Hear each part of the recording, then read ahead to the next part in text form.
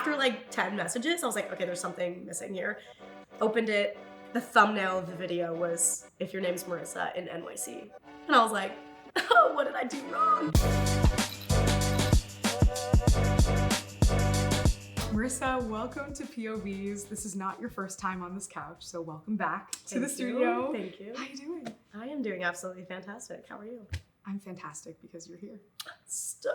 Thank you so much for coming. I have so many things I want to talk to you about, but every episode here at POVz, we start off at the top with a little bit of a controversial question. You ready? I'm ready. Marissa, do you think it's possible to ever not be a little bit lonely? In moments. I think loneliness comes in, it's a huge bubble, but I think that the actual portion of loneliness, I think everyone feels it at some point, no matter what it is, no matter what time of day. I feel like there has to be days that are really, really high, and then there's some that are low, but there's never just a no loneliness type of feeling throughout your whole life. I feel like everyone at some point feels lonely, no matter who they are. That's fair. What are some of those moments where you have felt not lonely? Not lonely? Yeah. I feel like when I'm doing things that really bring me joy, but I'm also surrounded by people that I know care and love for me, and I don't ever question it. There's sometimes that I'm surrounded by hundreds of people and I feel lonely because I'm not that close with somebody, or I feel like everyone would never notice if I was not there or not, you know what I mean? But otherwise I feel that there's always some points in my life that I feel lonely, even if I'm surrounded by a ton of people. I hear that. I've been there too. And on the flip side, when was the first time that you remember feeling lonely? Growing up, I was always traveling for my family and stuff, and I felt lonely because a lot of my friends would have their summers together and I would never be there. And so I would always be like on the other side of the country when all my friends were on the other side of the country, and I was just a kid and I wanted a summer. And I would just be like alone in my grandma's house and feel like I couldn't go anywhere because I couldn't drive. I was a kid, and I would just spend these summers kind of like alone. And I never really had that kind of surrounded by friends summers. And so that was really difficult. I feel like it started when I was a kid because I always like felt like there was something missing. I don't know. It's interesting hearing how it started at a younger age, because I know the concept of loneliness and bringing people together has become such an important part of what you do. And we're now coming up on the 1-year anniversary of the viral video that essentially helped you create the platform No More Lonely Friends. Yeah. How are you feeling 1 year out? It's absolutely crazy. I kind of like posted about it and everyone was like, it's only been a year, or everyone's like, it's been a year. And it's such a weird concept because a year is such a long time in people's retrospect, but in actuality, a year is not that long. And yes, years come and go, but also it's just so crazy to me that like a year has gone by since this all started. And I love that so much. I mean, it's been awesome, but yeah, a year is pretty crazy because it just feels like it should be such a long time, but also it's such a short amount of time and what's the possibility to come. Right, and it happened like So that. quick. And for people who are listening to our conversation who may not know how this all got started, what exactly happened when you saw this video that was looking for Marissa in NYC? What happened? Basically, I was at dinner with a friend and we were sitting at dinner and my phone just kept buzzing and buzzing and buzzing. Text messages, DMs, like people texting me. I mean, it was just crazy. And it was this one link to this one video. And I wasn't checking it because we were at dinner, and I was like, okay. After like 10 messages, I was like, okay, there's something missing here. Opened it. The thumbnail of the video was, if your name's Marissa in NYC. And I was like, oh, what did I do wrong? I thought someone like caught a video of me doing something stupid. I don't know. I was like, what am I about to get canceled for? And I don't even have a platform. Like, I don't know. So basically, yeah, this guy overheard these girls talking poorly about their friend Marissa. That friend happened to be me. And it went viral. The whole world caught on. And this whole trek to find this Marissa in New York City became a worldwide thing of everyone being on this Marissa's side to find her some new friends and find these old friends that sucked. And yeah, it turned into this whole search for me, who people didn't know it was me at the time. I made a duet to the video. I met up with the guy the next day that posted the video. We talked over some details, happened to be me. And I didn't know where to go after that. I posted a video about it and everyone was like, we're finding you new friends. We're getting you new friends. And I was just like, I didn't have time to process it, right? So I didn't even have time to be like, how do I feel about this? How is anyone supposed to feel about this? It kind of just blew up from there. Well, a year out, how do you feel about this? It was probably amazing feeling the world on your side, everyone on Team Marissa. Sure. But at the same time, it was putting your vulnerabilities on blast that people were saying some not nice things. What are your thoughts on what actually happened? Now, looking at it a year out, I wasn't very confident in my friendships at that point. I feel like I accepted the friendships that I could because I just moved to a new city and I just moved from LA. It was middle of the pandemic. So I kind of just accepted any friendships that happened because I didn't know anyone here and I was in a spot that I was like, okay, friends are friends and I'll accept it at that. There's a lot to do with who I felt as a person and how confident I was in myself and stuff like that. And I just, now looking back at it, it was really sad, but also I learned so much in the past year that it was kind of like 10 years of lessons all in 1 year. And I feel so great now looking back at it because I really took it for what I should have and blasted off into space. Like it's so awesome looking at it now. Back then it was really sad and I didn't know where I was going to go and I didn't even know I was going to be here now. And now I'm sitting on this couch with you. Yes. So it's kind of stuff like that that's really cool to see now. You had two paths, right? You could completely ignore it, pretend like you are not the Marissa, or to confront it publicly in front of hundreds of thousands of people. Yeah. And that is what we celebrate here at POVz, you know, using your voice, standing up for what you believe in. Do you remember that moment right before you duetted that video and what ultimately led you to actually use your voice in a positive way? When I first went to duet the video, I just told my friend, I was like, hey, I'm just gonna like throw this video up. I, again, had no followers on TikTok or any platform. I just was like, who cares? Like I posted anything on there anyway. So I was just like, I'm just gonna post this, haha, like we'll see. And originally I posted it so that I got the attention of the guy who posted the original video because I was like trying to message him. He like wasn't responding. I bet you he was getting a bunch of messages. So I was kind of just like, hey, send me a message if you think this is me, whatever. And I just posted that thinking like, I don't even know why I'm posting this, but I just want to know. I want to know the details. I want to know if this is me. What should I do? I literally had no idea.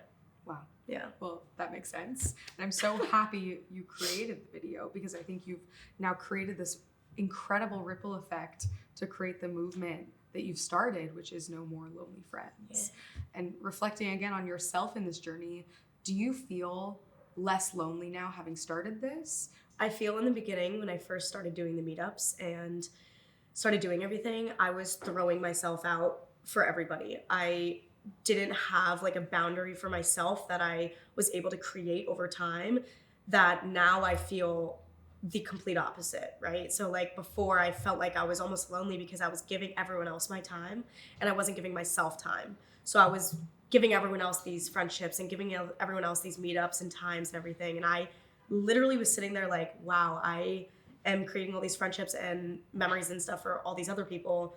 Why don't I feel good? Like I felt really sad and I haven't told anyone that, so hello. But yeah, it was really rough and I went on like a little mini tour for like 4 or 5 months last year and I like traveled all around the world hosting meetups and it was really sad because I didn't have time to work on the friendships that I created for myself because I was always on a plane, always on a train, always in the car to another meetup and I never had time to sit and think like, how do I feel? So when the video first went viral, it was like, boom, to the moon after that. And I never like sat and processed how I felt, how I was feeling, or how I was trying to get to. But now I'm the complete opposite. And I've taken that time for myself. I have solidified the friendships that I have. And I'm in a very comfortable spot with who I am and my friendships and working towards that. So. It's amazing. Yeah. And it's interesting, right? It's like the ultimate paradox, like creating this movement to help other people feel less alone, but at the same time, trying to find yourself in all of that. Do you feel like because of starting No More Lonely Friends, you've tightened your friend circle, or have you become friends with hundreds of people that you're bringing to these meetups and connecting with on the street in a subway station? How do you now define your own friendships? Yeah, that was the boundary kind of that I was talking about. I didn't really have a boundary for myself because I didn't want, online, I'm the internet's best friend. And I stick true to that. I'm pretty like, the other day, a follower of mine asked me to go get her septum pierced with her because she liked mine. She was like, I really want to go get it. I went and got like, it was like no thought came to my mind that I was like, no. I was like, yeah, let's do it. And I think now I've solidified my close friends. I have my friends and I have my very close friends. And then I don't really think of anyone as an acquaintance. I feel like if we've had a conversation, if we've shared something or something like that, we are friends. And people, that boundary that I've taken is solidifying who's in my inner circle and who's in my circle, right? So I believe that everyone that goes to meetups, everyone that I've talked to, everyone that follows me online, we're in this kind of like big group circle where we're all holding hands. And then there's like the melting pot in the middle where I have like my close friends who I, hang out with every day or that I value with valuable information, etc. That was the boundary that I had to make for myself of solidifying kind of who I need to take time to really, really hone in on those conversations and friendships and make sure that like I had those like boundaries with people to make sure that I didn't like overzeal myself, Yeah. So yeah. And it's hard to know what to keep for yourself versus what to give the world, but at the same time trying to be who you are online as the same person you are in real life, which I know we've talked about before. And I've only known you a couple weeks, but you are such an incredible friend. For anyone watching this, I was so lucky to go on ABC News a few weeks ago, and I was with Marissa the night before. She was giving me all the pep talks in the world, and I told her I was getting up at 6 a.m. to start prepping, and Marissa got up at 6 a.m., set an alarm just to text me, good luck, and then went back to sleep. And if that isn't, who you are as a friend in a nutshell, I don't know what is. So thank you for being there for me. And I just can only imagine how tricky it must be to give yourself to so many people. And I feel lucky to be the recipient of Marissa Meizz's love. And when someone's walking up to you on the street, in the subway, someone who's come to one of your meetups, do you feel like they know the real you? There's a borderline of like the real me versus like who I am as an actual person, right? So there's the part that I share online.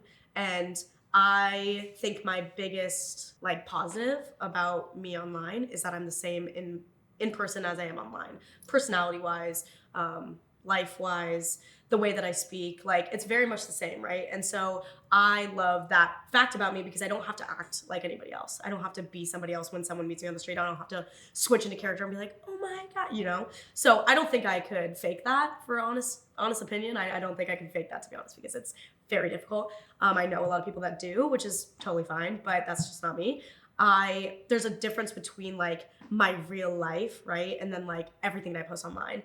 There's, I don't post every second of my day. I post a lot about my life so people feel like they know me very well, which is like really nice. And I value that because, it feels like a really big comment that I get all the time is like, I feel like we're FaceTiming online. Like when I post a video, I feel like we're friends. And I love that. And I feel like there's a value in that because people feel invested in your life, but they don't know every second, every detail, and they shouldn't, right? There's a lot of creators online that post every detail of everything, which I think is valuable in some sense, but also like there's a difference between being private and being secretive. And I have some private moments, right? I have some secrets, but also I share the things online that I would love to people to know. And also like a lot of the things I share online are because I want people to feel related to, feel like they're not alone in a lot of stuff. So I do post that things, but I'm not posting every second of here's me peeing. like it's not like that, but I do post a lot so that people feel like they're on this journey with me, that they feel a lot of my life is in line with theirs. Yeah, and to help them feel less alone. Is there anything that you wish people knew about you that you feel like they don't know? I want people to know that me online it's not a persona. Like I feel like when you said I'm a really good friend in person, like I feel like I really want people to know kind of that I'm like really there for a lot of people and I really care and it's not a joke. I do my best as everyone else does, but I feel like I really want kind of people to know that I really care. And otherwise I feel like I share with the people, but I also struggle a lot with people thinking like, oh, just because I have followers online or I'm a online person that I'm not a real human being. I'm like, I'm a real person.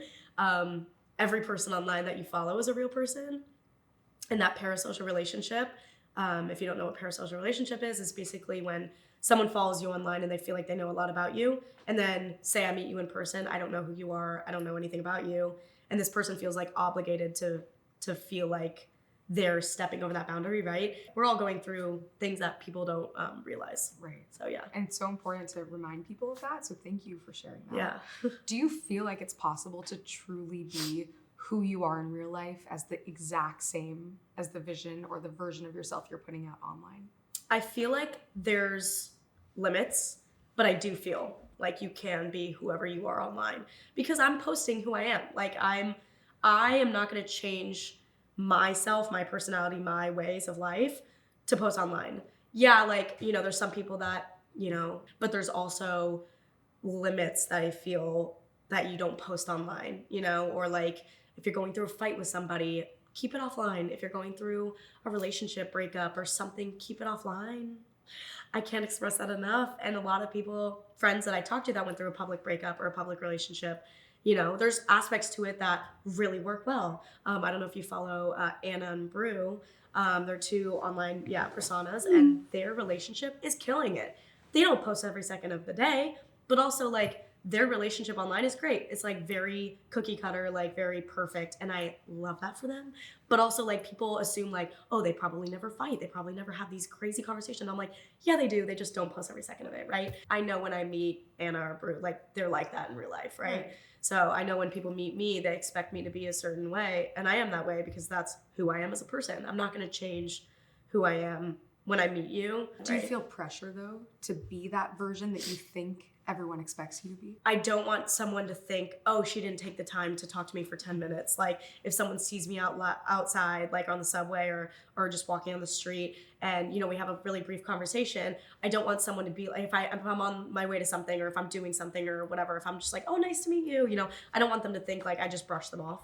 That's like the scariest thing of like, oh, she thinks like, you know, she's everyone's friend and then she like only talked to me for 10 seconds. Like, you know, I don't want people to think that just because I like have somewhere to be or to do something or whatever, or like I talk to a lot of people at a meetup or something, that I don't want someone to think like, oh, she's just, it's a lie, you know?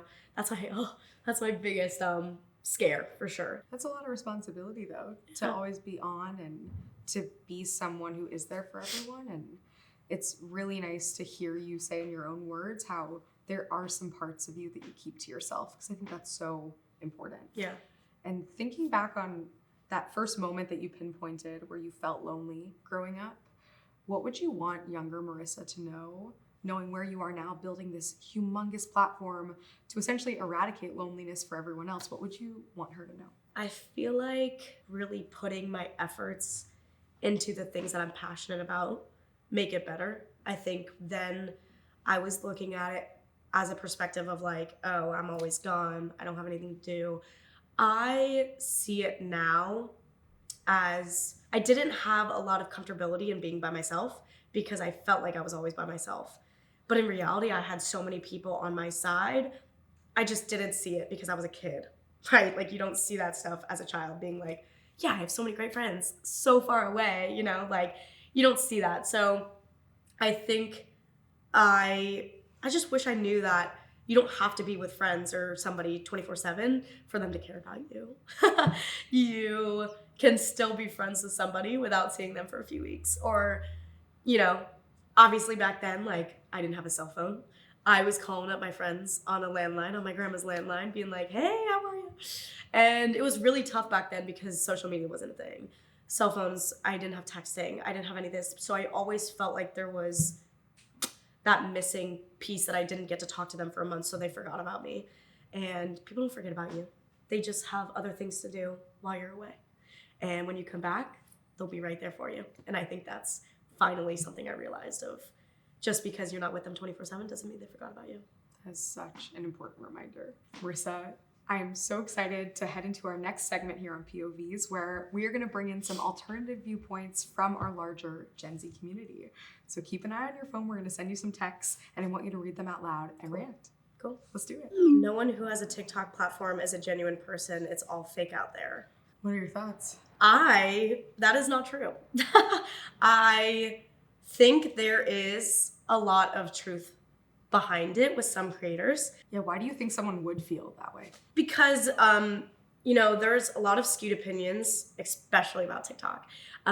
If I said a year ago, like, oh, I do Instagram, people are like, oh, cool, that's so awesome. If I say, oh, I do TikTok, or like, if I don't say, oh, I just do social media, people are like, oh, you're a TikToker, what do you dance? I'm like, oh my gosh. There's so many informational people out there that like have platforms like that. And people don't take TikTok seriously, which, I got a call from someone the other day saying, when are you going to get a real job? That makes me laugh. Because it is something that's really interesting to me, because just because I'm a creator online on a certain platform, like people, make assumptions. This person, whoever sent that, probably has a vendetta against someone that they met, and they weren't nice to them, right? So they met their favorite creator, and the creator wasn't nice. And that's why I get so upset about people with a platform like that don't treat their followers or supporters like real humans, because I'm like, without these supporters and followers, you literally would be no one. And so whenever I meet someone outside, I'm like, what's your name? What do you do? Oh my gosh, or do you live around here? Whatever. And it's really awesome to meet people or have people stop me on the street, because I'm like, because of you, I am me, right? I have my platform, I have this. So yeah, this person probably didn't have a good experience with someone they met that they follow online. So For sure. yeah. I would tell them to go follow you. Yeah. I have a friend group, but I feel like nobody likes me, even though there are people around me constantly. I feel so alone and feel like it's impossible to be my true self. What do I do? So I felt like this before I started all of this. I felt like I had so many friends, right, that were like always so, and I felt like if I was gone, no one would care, or like whatever, right? So this is, it hits hard because this is the worst feeling ever. I feel like I would rather be by myself than like be with people that I don't feel like myself. And what I learned over the past year very, very well was that I would rather be alone and end that friendship, or just kind of wean myself out of that friendship and be alone so that I have this time to find better people. My biggest no is when you can't be yourself around your friends. They're not your friends. They're just people you're around. That is literally the opposite of who you should feel like. I mean, you should literally feel like yourself, because if they're your friends, they care for you, they support you, they do anything to help you, right? They want to see you succeed. My biggest upper is that if you're around a group of people and you feel like you can't say, hey guys, I'm feeling this way, can you help me? They're not your friends. They're just people, again, that you're just surrounded by. And I feel like you really need to find yourself, and also find a group of people that care about you. And the problem with this is that people lose themselves, and they lose who they are to then fit in with other people. So then they get involved in the wrong crowd, or they get involved with things that they don't want to do. And then you lose yourself even more. And then you become even more alone, even more sad.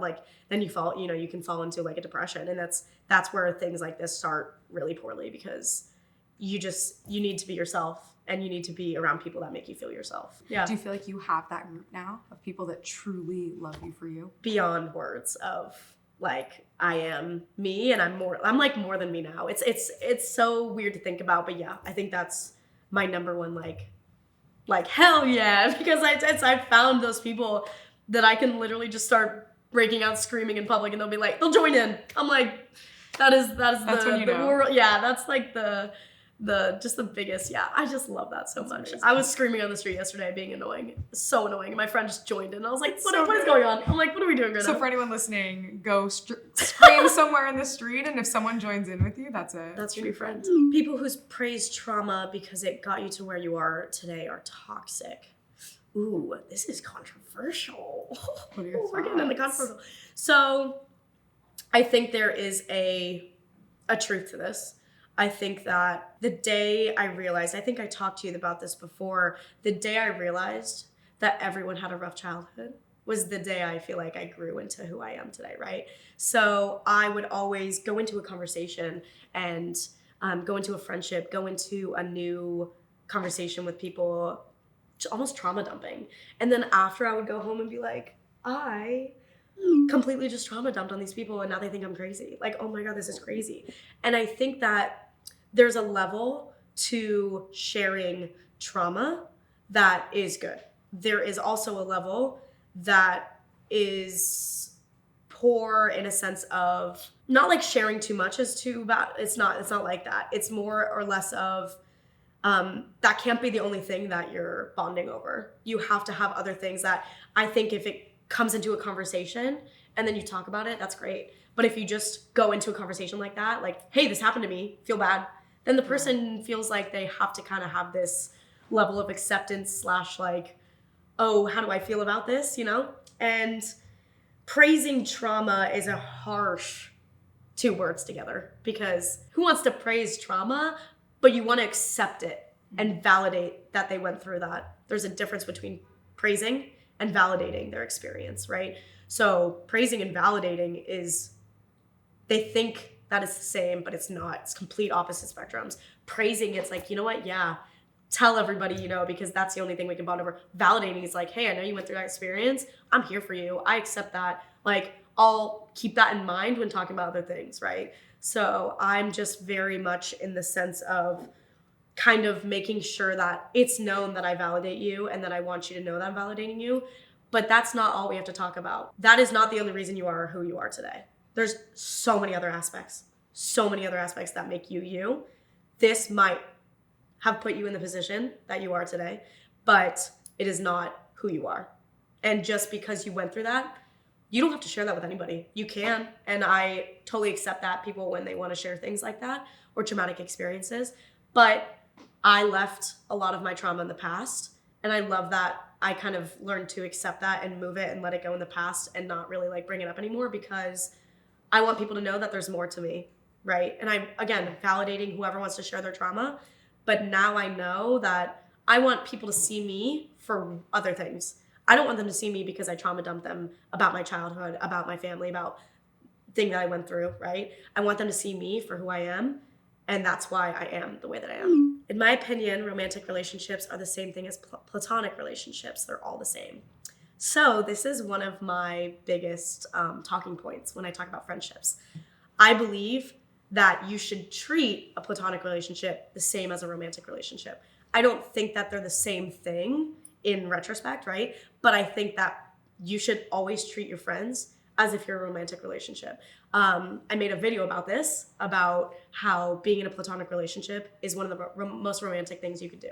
I treat my friends like I would a significant other. Obviously, I'm not, cuddling all maybe I am cuddling all my friends, but in a sense of the way that I treat them, there is such a romantic aspect of, you have these platonic friends, and these friends, like it's a platonic relationship is no gain to you. You have nothing to gain in a sense of just hanging out with me, right? Or maybe you do, I don't know. But in a sense of just having that friend there for you, you're winning so much, right? And you should treat your romantic relationships like a platonic relationship.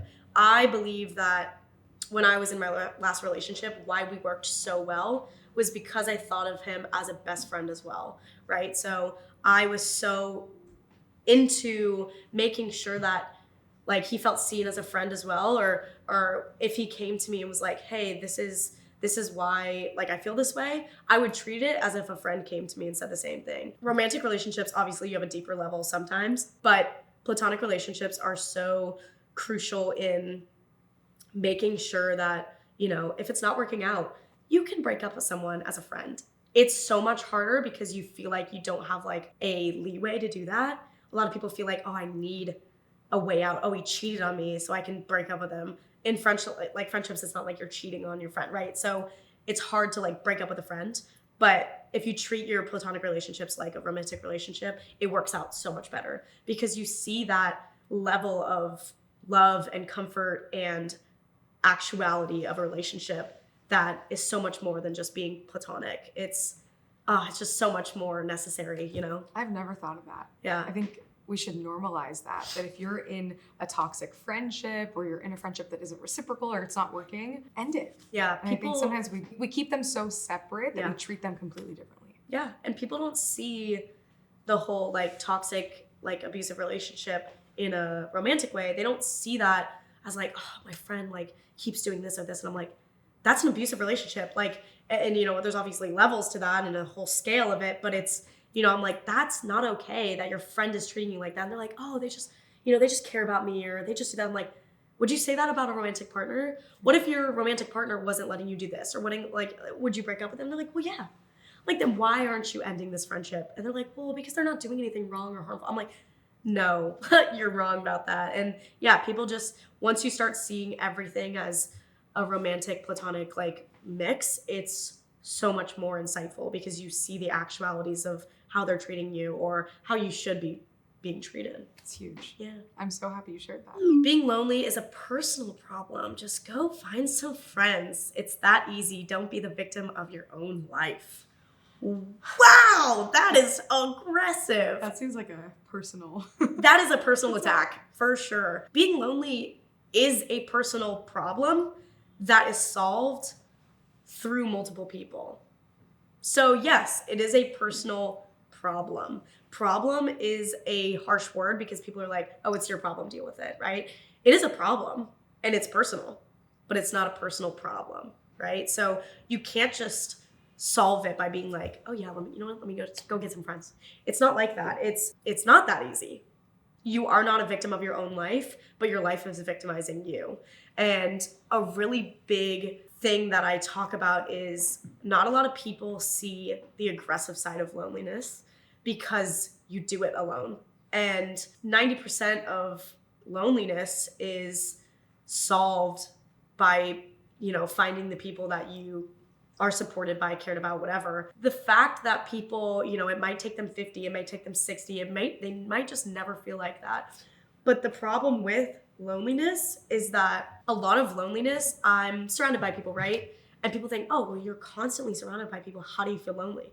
Like, because loneliness is not solved by just being around people. It's by feeling like you're heard, feeling like you're seen, and people validating you as a person. And a lot of that I dealt with when I was sitting alone crying in my bedroom, right? And a lot of people feel lonely and they get very locked up into their own head and their own feelings, and then they isolate themselves. They fall into a deep depression. That depression, for those that don't deal with depression, they don't know how it feels. And I'm like, that is such a powerful stance because depression is so aggressive and mean that the people that don't know about it, they don't know how it actually is, and they see these people locking themselves away in their bedroom like, oh, just go outside, you know, and there's that voice inside their head saying like, you're a loser, you're a loner, you're not worth it, your friends hate you. The other day, I was sitting in my room and I was like, oh my God, my roommates, like, I just moved in with some new roommates, right? And I was like, I don't know how my roommates feel about me. Like they, you know, and I went into this downward spiral for no reason about how I thought my freaking roommates felt about me. And then yesterday, I walked in on them talking about me, about how great I am as a roommate and how they're so excited that I moved in. And they didn't even know that I was overhearing. But I was like, why did I feel that way about literally nothing? They never said anything, you know? And if you do feel that way or something, you know, either talk about it or whatever it is. But loneliness is in your head. It's like a tumor that keeps on spreading and you just can't stop it because you have no idea how to. And there's loneliness, and then there's so many aspects that come to it of mental states and the way you grew up, the way that your parents treated you, the way that your parents validated you, the way that your friends validated you or didn't validate you. And it all stems from that. So I feel like, you know, if your parents didn't validate you as a kid or never really gave you a platform or told you they're proud of you, then you always are fighting yourself to get to there. And loneliness is, there's so many factors. I can talk about this for hours. I know, I love it. But loneliness is, there's so many aspects that I'm like, people don't realize. It's not just about being around people or not being around people. There's 10 different ways that you can go with this, and a lot of it is your mental state. And it sucks, and it's just so difficult to just tell people like, hey, I really, really care about you, and then still feeling lonely. And it's like, damn, but you can't do anything, you know, that you can validate them and really be like, hey, I'm here for you. And that can help a lot. But a lot of it is just how they feel as a person or who they are as a person. Yeah. And sometimes that's the best we can do, is just find ways to feel seen and heard, or to give that to others. Yeah. Thank you for sharing that. Yeah. In some ways, do you feel like walking in on your roommates talking about you in a positive way helped to rewrite the story of really where this all began? It really did, because in my head, I'm thinking, you know, everyone's out to get me or something like that. And a lot of people feel that way. Being validated is such a great feeling. And, you know, the fact that I'm not saying my roommates have to tell me every day, hey, you're a great roommate, but knowing that they feel that way, even when I'm not around and I wasn't really listening, you know, that is such an incredible heart, like, warming feeling, because it's not like they were just saying like, hey, yeah, Marissa, you're a great roommate. Haha. It's like they were talking about it in their own time. And then they came to me and was like, Marissa, you're all we ever wanted as a roommate. And I was like sobbing. I'm like, what do you mean? Like, what the hell? But if they came to me and was like, hey, I'm really glad you moved in, that would solve all of my problems, obviously. But that's also an internal feeling of like, I wonder how they feel about me, you know? And I am that type of person that I go out of my way to make sure my friends are like, hey, like, I'm so glad you're my friend or whatever. Yeah. You don't have to do that. Like, you don't have to tell, you know, but it is so important to some people, and it really helps a lot. If you feel something about somebody, you should tell them. I do. I'm that person, you know? But yeah, I think that is validation is so difficult sometimes, but it is very great and impactful on a lot of ways and levels. Final question for you. If you could share one message with our entire generation, what would it be? I think there's a blanket statement that I would love to make. It is a little controversial in some spots. But I don't think you should do anything that you don't like. If you hate a job, quit it. I know I say that as me, but I never have done a job that I hate. And if I hated it, I quit. I found something better that I liked.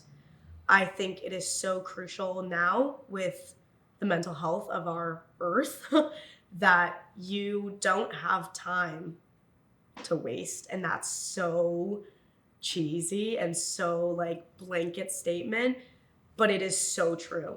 I believe that if you don't like something, if you're a doctor and you're making $1 million a year, okay. And like, I would rather be so stoked to get up in the morning and go do my minimum wage job than get up and regret something. Or, you know, I look back at it now, and a lot of people when they're older, they're like, oh, I regret doing this or something. And I feel like I'm never gonna be that person, because I'm constantly doing things that I really enjoy. If I don't want to go out, that was the boundary that I made for myself in the last year. If I don't want to go out, okay, then don't. I would force myself to go because I was like, oh, I need to be social. I need to show my face, right? I need to do this. Yeah. But now I'm like, no, I don't want to go. Makes me feel 10 times better. I am so much happier. Like, I'm doing things that I really love. And if I don't feel welcome in a spot, I'll leave. But I believe that if you do something that you really love, then you'll be happy and joyful. Sorry, you won't be happy, you'll be joyful. And that's a big thing. I also think that on top of that, don't give people time if they're not going to give you the time back. It is, let go of those friendships that just don't give you the satisfaction.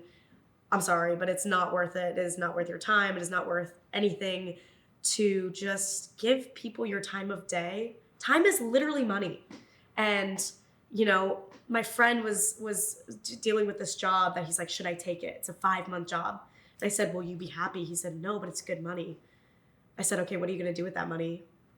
You're going to what? I was like, if you're doing something for somebody else, you're not going to have time for yourself, and you're not going to do the jobs that you want. And he's like, I've been working so hard to get to this.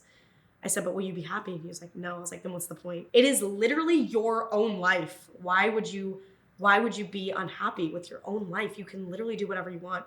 Why would you be unhappy? That is the question we all have to ask ourselves. I know I need to hear that more than anything today. And I know so many people are going to take that away from today's conversation. So Marissa, thank you for everything that you do to make this world a little bit less of a lonely place from when we found it. And thank you for all that you do for your friends in your life and for showing that it's possible to bring people in and bring people together, because the world needs more unifiers like you. You too. Stop bringing it. No, Right. thank you so much for having me. This You're is incredible. awesome. Thank you. I appreciate you. People Alright. need people like you. Bring up these conversations, man. You know, Yeah, we gotta have more of them. I feel like not a lot of people talk about the things. I just like you're a really good conversationalist. Oh, whoa, conversationalist. Wow.